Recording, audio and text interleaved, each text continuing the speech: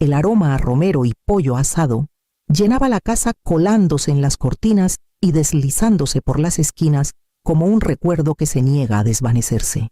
Me movía con cuidado entre la estufa y la mesa del comedor, limpiando bordes, acomodando las servilletas, ajustando los cubiertos, aunque ya estaban perfectamente alineados. Emiliano siempre decía que me esmeraba demasiado, pero nunca se quejaba al ver la mesa puesta. Solo sonreía, me abrazaba por la cintura y decía: ¿te volviste a pasar, Isa? Lo último que puse fueron los panecillos, los favoritos de Emiliano, untados con mantequilla derretida y una pizca de sal de mar. Y di un paso atrás para contemplar la escena. 3 lugares. 1 para mí, 1 para Adrián, 1 para Marisol. Las velas titilaban suavemente, proyectando halos cálidos sobre los platos. Parecía una postal, parecía amor. Mi celular estaba en la encimera en silencio desde hacía horas. Caminé hacia él para revisarlo otra vez, como lo había hecho cada 15 minutos desde el mediodía. Nada. Me limpié las manos con el trapo de cocina, me senté un momento y volví a levantarme. El vino. Tal vez una copa calentaría un poco el ambiente. Tomé la botella que Emiliano y yo compartíamos en esas noches tranquilas cuando Adrián era pequeño y dormía arriba. Mientras giraba el corcho, un zumbido vibró en la encimera de mármol. Agarré el celular. Un mensaje. Mi corazón dio un salto antes de que siquiera lo leyera. Lo siento, vamos a casa de la mamá de Marisol. Quizás el próximo año. Sin puntos. Sin feliz día de la familia.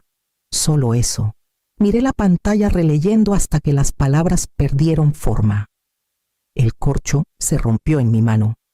Ni siquiera serví el vino. Dejé la botella en la encimera apoyándome con la otra mano. Sentí el pecho apretado, no de enojo, sino de algo más pesado. Algo que ya conocía. Regresé a la mesa, ahora demasiado brillante, demasiado silenciosa. Me senté, crucé las manos en mi regazo y miré las 2 sillas vacías. La de enfrente, la que habría sido de mi esposo, me miraba como un fantasma. El pollo se enfrió. Los panecillos se endurecieron. Las velas se consumieron. Me quedé sentada porque levantarme significaba aceptar que nadie vendría. Cuando por fin me puse de pie, el silencio me siguió por el pasillo. Di un bocado al pollo y aparté el plato. La carne estaba seca, la piel arrugada y pálida. Todo lo que había preparado con tanto cariño ahora estaba intacto como una ofrenda para nadie. Las velas titilaban más bajo. Observé cómo la cera goteaba por los candelabros de latón, acumulándose en silencio constante e inevitable. Pensé en llamar a Adrián, solo para escuchar su voz, para fingir por un momento que no había enviado ese mensaje con la misma calidez con la que alguien cancela una cita con el dentista. Pero no lo hice. Ya sabía el silencio que vendría si lo intentaba. En cambio me quedé en el comedor a oscuras y dejé que el silencio creciera. Mi mente vagó hacia atrás, como siempre hacía cuando el presente se volvía demasiado afilado para soportarlo. Me vi a los 23 parada frente a la oficina de registro con un formulario de baja en una mano y un ultrasonido en la otra. Emiliano acababa de empezar el turno nocturno en la fábrica. No podíamos pagar la universidad y los pañales, así que dejé un sueño para entrar en otro. Hubo noches en que trabajé dobles en el hospital y llegaba a casa para encontrar a Adrián dormido en el sofá con Emiliano cabeceando en la silla a su lado. Hubo inviernos en que usé el mismo abrigo 3 años para que él tuviera botas nuevas. Dejé de comer, vendí joyas, incluso pedí prestado dinero que nunca le confesé a Emiliano todo para mantener al niño que amaba abrigado, alimentado y seguro. Y ahora, ni siquiera podía recibir una llamada. No recuerdo haberme levantado de la mesa. Solo que terminé caminando hacia el estudio con los brazos cruzados sobre el pecho, conteniendo algo que aún no podía nombrar. Algo profundo y cambiante. La luz en el viejo estudio de Emiliano era suave, casi dorada. No se había tocado desde el funeral. Los libros seguían apoyados unos contra otros como viejos amigos y el aroma de su loción aún impregnaba los muebles. Entré. Pasé la mano por el borde del escritorio de Emiliano. mis dedos rozando los surcos desgastados donde solía tamborilear cuando pensaba. La habitación parecía detenida en el tiempo, todo en el lugar donde él lo dejó. Papeles apilados, plumas alineadas, un círculo de café desvaído en un posavasos. No había tenido valor para mover nada. Ni siquiera ahora sabía por qué había entrado. Me acerqué a la estantería quitando polvo de los lomos. Algunos títulos me hicieron sonreír. Emiliano nunca terminaba una novela de misterio. Siempre saltaba al final y la arruinaba. Entonces noté algo extraño. Una pequeña ranura en el panel lateral del escritorio, justo debajo del cajón inferior. No se veía a menos que la luz diera en el ángulo correcto. Me agaché, pasé los dedos por el borde y presioné. Un leve clic. Un cajón oculto se abrió. Dentro había un solo sobre, grueso, color crema. Mi nombre escrito con la letra de Emiliano. Ábrelo solo si estás sola. Lo miré, el pulso acelerándose. Mi pulgar recorrió el borde antes de abrirlo. Dentro había una carta doblada sobre una llave de latón. Mi querida Isa, si estás leyendo esto significa que ya no estoy. Lamento que estés sola esta noche. No podía dejar este mundo sin darte un lugar donde descansar, no solo dormir, sino descansar de verdad. Hay una casa de campo en Valle de Bravo. Está a tu nombre, solo tuyo. La compré hace años y creé un fideicomiso privado para protegerla. Nadie, ni siquiera Adrián, puede tocarla. Tú has dado tu vida entera por los demás. Esto es para ti. Por las mañanas que madrugaste, las noches que te quedaste sin nada, los años que nunca te quejaste. La llave es tuya. La casa es tuya. Úsala cuando estés lista. Siempre tuyo, Emiliano. Me senté en el suelo, la carta temblando en mis manos. La llave se sentía cálida en mi palma. No sabía si llorar o gritar. En cambio me levanté lentamente y caminé hacia la puerta principal. No dormí esa noche. La carta descansaba en mi mesita de noche, doblada, pero imborrable. La leí otra vez después de las 2 y una vez más cuando el sol comenzó a asomarse tras las cortinas. Cada vez la voz de Emiliano resonaba un poco más clara. Por la mañana tomé una decisión. Empaqué una bolsa ligera, nada pesado. Solo algo de ropa, mi diario y la foto de Emiliano con su chamarra de pana sonriendo, como si siempre supiera algo que yo no. La llave fue al bolsillo delantero de mi abrigo. El viaje a Valle de Bravo tomó poco más de 2 horas. Al pasar la última gasolinera, el paisaje se abrió, colinas ondulantes cubiertas de nieves, cercas que se perdían en el blanco. Mis manos apretaron el volante cuando el GPS anunció el último giro. Al final de un camino de grava estaba una casa de campo de 2 pisos pintada de blanco, con la pintura desgastada y contraventanas verdes. Un porche rodeaba la entrada como si esperara abrazar a alguien. Estacioné despacio y apagué el motor, el silencio envolviéndome como un abrigo grueso. Subí los escalones con la llave apretada en la mano. La cerradura cedió fácilmente. Cuando la puerta crujió al abrirse, una calidez me recibió, no solo calor, sino algo más profundo. Algo como seguridad. Adentro el espacio era sencillo pero lleno. Libros en los estantes, mantas dobladas con cuidado. Un pequeño fuego ya crepitaba en la chimenea, como si Emiliano lo hubiera encendido esa mañana. Y en la encimera de la cocina, bajo un frasco de mermelada de manzana, había una nota doblada. Bienvenida a casa, decía. Sabía que encontrarías el camino. Me quedé en el centro de la cocina, el aroma a canela y madera vieja envolviéndome. Entonces lloré, no solo por Emiliano, ni por Adrián, ni siquiera por mí, sino por cada año que me había convencido de que la paz era algo que otros encontraban. Y en ese momento supe que acababa de entrar en un tipo diferente de vida. Recorrí cada cuarto como si la casa respirara con memorias. Cada rincón tenía algo familiar: mi viejo juego de tazas, el bordado que Emiliano enmarcó para nuestro aniversario, incluso una manta que pensé que habíamos perdido en una mudanza hace años. En el dormitorio principal, la luz del sol se derramaba sobre la colcha que la madre de Emiliano nos había hecho. Al pie de la cama Había un baúl de cedro. Me arrodillé y levanté la tapa esperando encontrar suéteres o sábanas, pero dentro había un montón de cartas atadas con un cordel y un diario encuadernado en cuero con mi nombre en la primera página, escrito con la letra pulcra de Emiliano. Lo abrí despacio.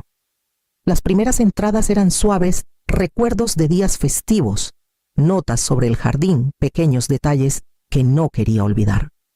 Pero varias páginas después su tono cambió. Isa no lo sabe. No he encontrado el momento, pero algo está mal con Adrián. Mis manos apretaron el diario. Seguí leyendo. Lo escuché hablando con Marisol el mes pasado. Pensaron que estaba dormido. Susurraban sobre lo que quedará para ellos cuando ya no esté. Nunca pensé que oiría a mi hijo hablar así. No de mí, no de ella. Pasé la página con un nudo en el estómago. Ella preguntó si había testamento. Él dijo que se encargaría. Los vi revisando mis papeles cuando creían que no miraba. Ese día decidí actuar rápido. Llamé al abogado. Transferí la casa de campo. Creé el fideicomiso a nombre de Isa. Ella necesitará protección. Y paz. Cerré el diario con cuidado como si pudiera quemarme las manos. No era solo intuición. Emiliano lo sabía. Había visto lo que yo estaba demasiado ciega o demasiado esperanzada para admitir. Dejé el diario y miré por la ventana del dormitorio la nieve girando en lentos círculos sobre el porche. Emiliano me había dado un hogar, pero también me había dejado una verdad para la que no estaba lista. No sabía qué hacer con ella aún, pero sabía de quién necesitaba escuchar ahora. El teléfono sonó justo después de la cena. Sabía que sería él antes de mirar. «Hola, mamá», dijo Adrián con demasiada naturalidad. «He estado intentando contactarte. No hablé de inmediato. Dejé que el silencio pesara honesto y pesado. Entonces, Marisol mencionó que estás en una casa de campo. Vio algo en línea. No dijiste nada al respecto. Acabo de llegar», respondí. «Claro», dijo su voz bajando un tono. «Mira, solo pienso que es un buen momento para organizar algunas cosas. Financieramente me refiero. Papá dejó mucho y tú tienes bastante encima». Su tono era cuidadoso, pulido, como alguien que intenta sonar servicial. «Podría ayudarte a manejar todo», continuó. «Hacer un poder notarial. No tendrías que preocuparte por los papeles ni por la herencia. Yo me encargo». Las palabras dieron vueltas lentas en mi mente. Ni una sola vez preguntó cómo estaba. Ni una vez preguntó por la casa, las fiestas o siquiera mi salud. «Lo pensaré», dije, y colgué antes de que pudiera añadir más. Mis dedos se detuvieron sobre la lista de contactos. Luego bajé y toqué un nombre que no había llamado en mucho tiempo. Carmen Luz, respondió la voz al segundo timbre, cálida y firme. «Carmen, soy yo», dije bajito. «Necesito tu ayuda». No preguntó por qué. Solo dijo: «Dime dónde estás». Y así, la parte de mí que había estado conteniendo el aliento finalmente exhaló. Carmen llegó a la mañana siguiente con un termo de café y una carpeta bajo el brazo. No perdió tiempo en charlas. Esa era su forma, bondad envuelta en acción. «Traje a alguien», dijo haciéndose a un lado para revelar a un hombre callado, con cabello plateado y un maletín. «Este es Samuel Torres. Se encargó de la herencia de mi tía. Es de los buenos». Samuel me dio la mano con suavidad y desplegó papeles en la mesa de la cocina. «Revisé el fideicomiso que creó tu esposo», dijo. «Es sólido como roca». Emiliano hizo su tarea. «Todo esta casa, el fideicomiso, incluso tus cuentas, está protegido». Asentí sin saber cómo sentirme. «Pero hay algo más», continuó Samuel. «El banco marcó un documento la primavera pasada. Un poder notarial con tu nombre. Pero la firma no coincidía con las otras en el archivo. Deslizó una copia hacia mí. Miré la curva temblorosa de mi nombre. Fue presentado 2 meses después de que Emiliano falleció», añadió. «Alguien intentó acceder a tus cuentas, pero el fideicomiso lo bloqueó». Mis manos temblaron ligeramente al devolver el papel. La voz de Carmen era suave pero firme. «Fue Adrián, ¿verdad?», no respondí. No hacía falta. Mi pecho ardía, no de sorpresa, sino de algo más antiguo. un dolor que no era por pérdida sino por claridad. Pensé en todas las veces que lo excusé diciendo que era estrés o inmadurez. Recordé cada fiesta perdida, cada llamada apresurada, cada corrección suave que se volvía defensiva. Miré alrededor de la casa de campo, los estantes que Emiliano llenó el calor que preservó, y lo sentí claramente ahora. Él había visto lo que yo me negaba a ver. Emiliano creó este fideicomiso no solo para honrarme, sino para protegerme. Me senté despacio y crucé las manos en mi regazo. Por primera vez dejé de preguntarme si estaba siendo injusta. Comencé a preguntarme por qué me tomó tanto ver la verdad.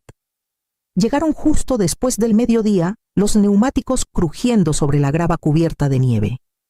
Los vi por la ventana y sentí un nudo en el estómago. Adrián salió primero con el abrigo desabrochado y la mandíbula tensa. Marisol lo siguió con los labios fruncidos y los brazos ya cruzados. Ninguno parecía venir de visita. Abrí la puerta antes de que tocaran. «Mamá», dijo Adrián, «tenemos que hablar». Lo imaginé, respondí haciéndome a un lado. No se quitaron los abrigos. No ofrecieron saludos. Marisol fue directo a la mesa del comedor y jaló una silla. Adrián dejó una carpeta frente a mí. «Hemos estado investigando», comenzó. «Sobre la casa, sobre la herencia de papá. Hay confusión. No estabas en el mejor estado cuando se finalizaron las cosas. Solo queremos asegurarnos de que todo esté bien manejado». «Estoy bien, Adrián». «Tienes 72 años», interrumpió Marisol. «Esto es mucho para manejar». Él deslizó una pluma sobre la mesa. «Si firmas un poder notarial para mí, solo temporalmente podemos ordenar todo por ti, quitarte la presión». Miré la pluma. Por años la habría tomado. Me habría dicho que era más fácil, que querían lo mejor, que no quería crear tensión. Pero ahora sabía más. Mi mano no se movió. «No están aquí por mí», dije en voz baja. «Están aquí por lo que creen que es suyo». Los ojos de Adrián se entrecerraron. «Eso no es justo. Es honesto», dije. «Estás cometiendo un error». «No. El error fue pensar que amor y respeto eran lo mismo». Marisol soltó una risita. «No sabes lo que haces». La miré directo a los ojos. «Sé exactamente lo que hago. Estoy quedándome con lo mío». Se fueron sin decir más, la puerta azotándose tras ellos. Me quedé ahí un momento, el silencio otra vez fuerte, pero esta vez se sentía diferente. Me alejé de la ventana y comencé a encender las velas que Emiliano había dejado en la repisa. Después de que se fueron, bloqueé sus números. No por enojo, sino porque sabía que seguiría revisando. Esperaría una disculpa que no llegaría. Así que corté el hilo antes de que pudiera atarlo de nuevo a mi cuello. El día siguiente pasó en calma. El siguiente aún más tranquilo. Sin mensajes, sin explicaciones, sin líneas ensayadas de culpa o encanto. Y aún así me sentía más ligera. Esa noche encendí una vela y la puse en la ventana de la cocina junto a la foto de Emiliano. Una por él y una por mí. Por la mujer que fui y la que finalmente estaba siendo. Carmen pasó con un pan envuelto en una servilleta limpia. «Todavía está caliente», dijo entregándomelo. No hizo preguntas. Solo se sentó conmigo mientras lo cortaba las dos, comiendo en un silencio cómodo. Esa tarde salí a revisar el buzón. La vecina de la calle me saludó al pasar con su nieto de la mano. El niño gritó algo sobre ángeles de nieve y me dio un pulgar arriba con sus guantes. Sonreí. No una sonrisa forzada o ensayada, sino una que venía de un lugar verdadero. La casa se sentía más llena ahora, no porque algo hubiera cambiado, sino porque yo había dejado de encogerme dentro de ella. Esa noche me envolví en la manta tejida que Emiliano amaba y me senté cerca del fuego. No necesitaba el teléfono, no necesitaba el ruido, solo necesitaba esta habitación, este respiro, este silencio que finalmente sentía mío. Pasaron 2 semanas. La nieve afuera se acumuló suave contra los postes y las ramas. Barrí el porche temprano esa mañana y traje las sillas plegables del cobertizo. Horneé un pay de pera nada sofisticado y puse platos desparejados que encontré en el armario. La mesa no era perfecta, pero era suficiente. Carmen llegó primero con los brazos llenos de recipientes y su voz ya metida en una historia. Luego vinieron los vecinos de la casa amarilla, Sara y Jeremías, trayendo un jamón que llenó la cocina de olor a diciembre. Incluso llegó la chica de la panadería. Mariana, con harina aún en las mangas y una sonrisa torcida, trajo pan caliente envuelto en una bufanda y se disculpó por llegar tarde aunque no lo estaba. Nadie preguntó por Adrián. Nadie esquivó el silencio que él dejó. Solo lo llenaron con risas, preguntas sobre recetas y el suave tintineo de tenedores contra cerámica. Pasamos la comida como si lo hubiéramos hecho 100 veces. La luz se reflejaba en los vasos, el fuego crepitaba y alguien puso música baja. Y cuando levanté la vista de mi plato, me di cuenta de que nadie fingía estar en otro lugar. Estaban aquí. No me sentía invisible. No me sentía responsable de la alegría de nadie más que la mía. Cuando todos terminaron y las sillas se empujaron hacia atrás, en una suave satisfacción salí. El cielo se extendía en un azul profundo, las estrellas esparcidas como semillas. Sostuve la carta de Emiliano en ambas manos. El papel se había suavizado en los dobleces de tantas veces que la leí. Lo sabía, susurré. Viste todo venir. Pero lo que tal vez no vio, lo que ni siquiera yo podía imaginar, era esto. Este porche, esta mesa, esta paz silenciosa que no se ganó con obediencia, sino con finalmente soltar. El viento pasó suavemente entre los árboles, mientras estaba ahí mi aliento elevándose en la oscuridad. Y detrás de mí, por la ventana, la luz cálida se derramaba sobre la nieve.